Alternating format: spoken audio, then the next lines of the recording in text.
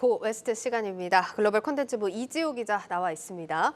이 기자 어서 오세요. 오늘 키워드 바로 또 보겠습니다. 네. 오늘은 노선 바꾼 중국입니다. 네, 뉴욕 증시 주요 지수가 전날에 이어서 이날도 일제히 상승하는 모습을 보였습니다. 네. 제롬 파월 미국 연방준비제도 의장의 잭슨홀 미팅 연설을 앞두고 여러 전망이 있지만 경제 지표가 대체로 긍정적으로 나오고 있고요. 그러면서 파월 의장이 기존과 크게 다르지 않은 발언을 내놓을 거다, 이런 쪽에 무게가 실리고 있기 때문입니다. 특히 간밤에 특징적이었던 게 알리바바가 8% 가까이 오르는 등 중국 기업들이 급등하는 모습을 보였는데 예. 키워드처럼 노선을 바꾼 중국의 행보에 영향을 받았습니다. 중국이 노선을 바꿨다. 어떤 얘기입니까? 일단 중국의 경기 부양책이 뉴욕 증시가 상승하는 데 영향을 미쳤습니다. 중국은 1조 위안, 그러니까 우리 돈으로 약 195조 원 규모의 경기 부양책을 발표했는데요. 예. 정책금융에 대한 지원을 확대하고 주로 인프라에 투자하는 데 초점이 맞춰졌습니다. 헨리 앨런 도이체방크 애널리스트는 이에 대해서 중국의 대규모 인프라 투자안이 글로벌 경기 침체에 대한 우려를 어느 정도 달래고 또 증시 부양에 힘을 더했다, 이렇게 분석했습니다. 그렇군요. 중국이 이런 쪽으로 노선을 계속해서 잡고 있는 것 같은데 왜 이런 정책을 좀 계속해서 내놓을까요? 네, 일단 사실 불과 몇 달 전까지만 하더라도 아시겠지만 중국은 제로 코로나 정책을 좀 고수를 해왔습니다. 네. 그런데 이제 경기 침체가 가시화되자 이를 극복하기 위해서 봉쇄 조치를 조금씩 풀면서 방역 강화해서 경기 부양으로 노선을 바꾸고 있는 상황인데요.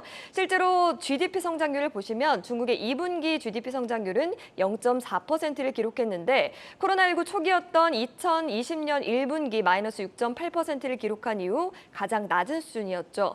경기 부양책이 나오자 직접적인 수혜를 받을 것으로 보이는 중국 기업들은 물론이고요. 대중국 수출에 대한 기대감까지 퍼지면서 세계의 경기 침체의 불안감을 달랜 겁니다. 그렇군요. 일단 시장 입장에서는 정말 다행이다라고 할 수 있는 사안인 것 같은데 여기에 이제 미국과 중국에서 회계 감독권 갈등이 있었는데 이것도 좀 해결될 조짐이 보인다면서요? 네, 일단 기사 하나를 먼저 준비를 했습니다. 현지 시간 25일 나온 월스트리트 저널의 기사인데요. 제목에는 미국과 중국이 뉴욕 증시에 상장된 중국 기업의 회계 감독권에 관한 합의에 근접했다, 이렇게 돼 있습니다.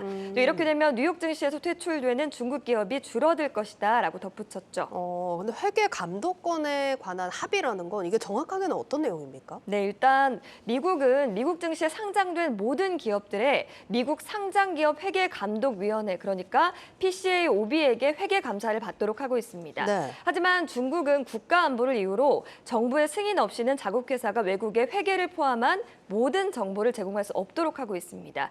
이에 미국이 2013년에 중국 기업에 특례를 주는 협정을 체결했고요. 중국 기업은 그간 예외를 인정받았습니다. 하지만 2020년 초에 중국판 스타벅스로 불리던 루이싱 커피가 3억 달러 규모의 매출을 부풀린 게 발각이 되면서 회계의 불투명성 문제가 불거졌고 결국 당시 대통령이었던 도널드 트럼프 미국 전 대통령은 중국과 협정을 파기하고 2020년 12월에 외국회사 책임법이라는 것을 통과시켰습니다. 네. 이 법은 미국에 상장한 모든 외국 기업이 PCAOB에게 직접 회계 감사를 받도록 하고 3년 연속으로 이를 거부하면 상장 폐지 명단에 올리는 게 핵심입니다. 그러니까 지금까지 이제 미국에 상장된 중국 기업들 상장 폐지 우려가 꽤 컸잖아요. 이런 우려가 좀 불거졌던 게 이 부분의 연장선에서 계속해서 벌어지고 있었던 일이었던 거네요. 네, 맞습니다. 실제로 중국 기업이 퇴출되는 시점은 2021년부터 3년 연속, 그러니까 2021년, 2022년, 또 2023년 보고서를 내재하는 게 확정되는 2024년 초입니다. 네. 중국 기업은 사전에 리스크를 줄이기 위해서 자진해서 상장 폐지를 결정하기도 했는데요. 네. 대표적인 게 중국판 우버로 불리는 디지추싱이고 이어서 중국 국영 석유 회사인 중국 석유 화공그룹과 자회사인 상하이 석유 화공, 또 중국 석유, 중국 알루미늄, 중국 생명 등 국영 기업 5곳도 포함이 됩니다. 지금까지 총 162개의 중국 기업이 상장 폐지 명단에 올랐는데요. 알리바바를 비롯해서 웨이보, 바이두 같은 중국의 대표 기업들이 여기에 포함되어 있거든요. 예. 그런 만큼 중국 기업의 주가 변동성이 커지고 있던 상황이었습니다. 그러니까 그동안 중국 기업에 투자하셨던 분들 우려가 굉장히 컸겠어요. 네, 맞습니다.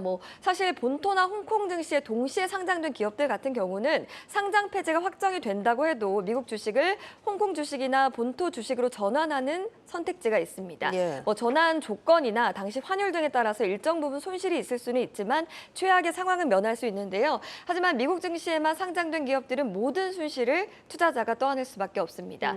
글로벌 큰 손들은 이미 중국 기업의 주식을 대거 처분하고 있는 중인데 손정혜 사장이 이끄는 일본 소프트뱅크는 알리바바 지분을 처분해서 약 44조 원의 현금을 확보했고요.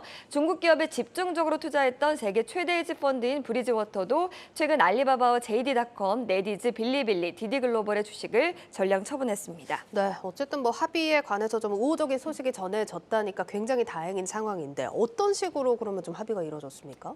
중국이 노선을 좀 바꿨는데요. 네. 중국은 미국에 상장된 자국 기업의 정보를 홍콩으로 보낼 수 있도록 허용할 방침입니다. 이렇게 되면 PCAOB가 홍콩에서 중국 기업의 기록을 현장에서 감사할 수 있게 되죠. 미국이 중국 기업의 회계 정보에 대한 완전한 접근성을 보장받았다고 판단이 돼야 최종적으로 합의가 이루어질 것으로 보입니다. 그러면은 좀 우회하는 대안을 좀 선택을 한 것 같은데 최종적으로 합의가 이루어진다면 어떤 기업들 좀 수혜를 예상해 볼 수 있을까요? 일단 말씀드렸던 상장 폐지 이슈에 더해서 중국 정부의 정책을 중심으로 대응하는 것이 바람직하다 이런 분석이 나오는데요. 네. 중국은 경기 부양책의 일환으로 빅테크 규제를 완화하기 시작했거든요. 최근에 중국 국가인터넷 정보판공실은 인터넷 업계의 건전한 발전을 지지한다면서 규칙을 적용하지만 의욕적인 창업 분위기를 조성하겠다고 밝히기도 했죠.